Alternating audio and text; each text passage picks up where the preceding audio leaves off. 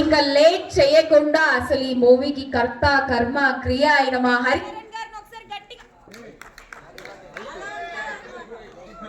Okay మా దిష్టి మొత్తం పోతోంది ఇక్కడే మీకు మాట్లాడే ముందే దిష్టి తీసి ఇంకా మాట్లాడిపిస్తాను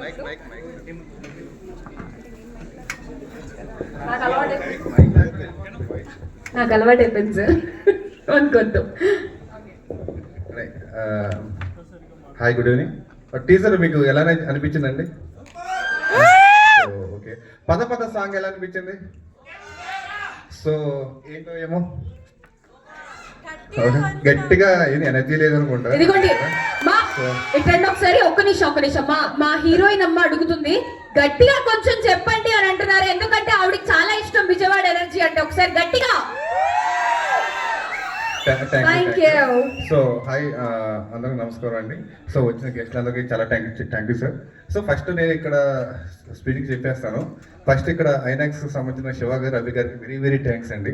సో అనుకున్న టైంకి అనుకున్నట్టు నాకు వెరీ వెరీ మిడ్ నైట్లో కూడా వచ్చిందండి, బాగా వచ్చిందని చెప్పినందుకు వెరీ థ్యాంక్స్ అండి. తర్వాత సాయి గారు వెరీ చాలా హ్యాపీ అనిపించింది. ఈరోజు ఇంత ఫంక్షన్ చేశారండి. సో ఆయన డైరెక్టర్ అనమాట, చాలా హ్యాపీ అనిపించింది. ఆ తర్వాత వచ్చేసేసండి, సో విజయవాడలో మనం మెయిన్ ఎందుకు చేసామంటే ఫంక్షను, సో మనం అంతా ఎక్కడ తిన్నా కూడా విజయవాడ అనేది ఒక ఎమోషన్. పైన కనకదుర్గమ్మ వారికి వెరీ హై ఎమోషన్ అనమాట. సో మన ఇంట్లో అమ్మని ఎలా పూజిస్తాం, ఇక్కడ అమ్మను కూడా అలాగే పూజిస్తాం, విజయవాడ కూడా అలాగే పూజిస్తాం. సో అదే అనమాట. నెక్స్ట్ వచ్చేసేసి ఈ సాంగ్ ఏంటో ఏమో సాంగ్ అనేది కదా, కాలాంకి బయట సినిమా. సో త్వరలో మీ ముందుకు వస్తుంది. నేను ఒకటే చెప్తా. సో ఫస్ట్ మనం రాజేంద్ర ప్రసాద్ గారు కాశ్మీర్ సినిమా ఎంతమంది చూసుంటారండి ఇక్కడ? చూసారా? సో మీరు అందరూ భయపడ్డారా రాజేంద్ర ప్రసాద్ గారి పర్ఫార్మెన్స్? ఇప్పుడు ఉన్నది తెలియదు కానీ. సో నెక్స్ట్ తర్వాత వచ్చిన బ్లాక్ మ్యాజిక్స్ ఎలా మీకు అనిపించిందో, రాజేంద్ర ప్రసాద్ గారి తర్వాత అంత భయపడిపోతారు హీరో గారిని చూసి.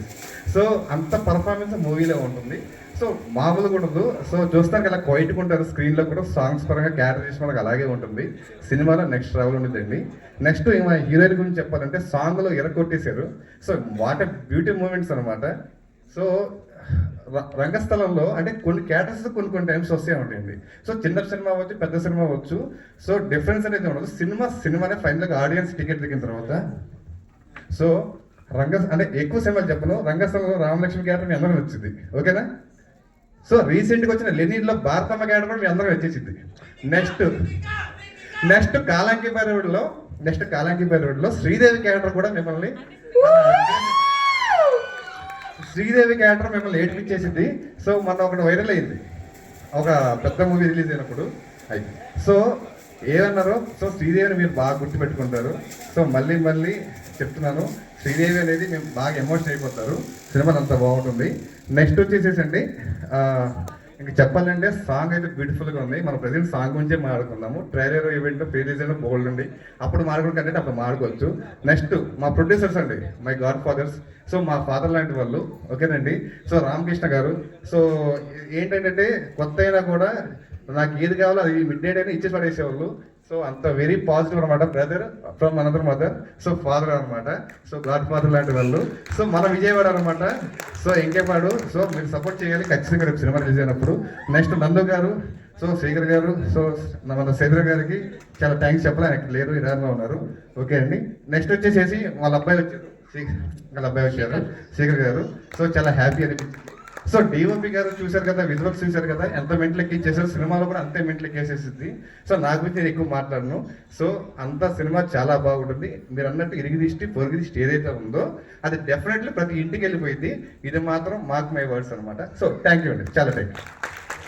డైరెక్టర్ గారంటే డైరెక్టర్ గారే గట్టిగా చెప్పట్లు. So yes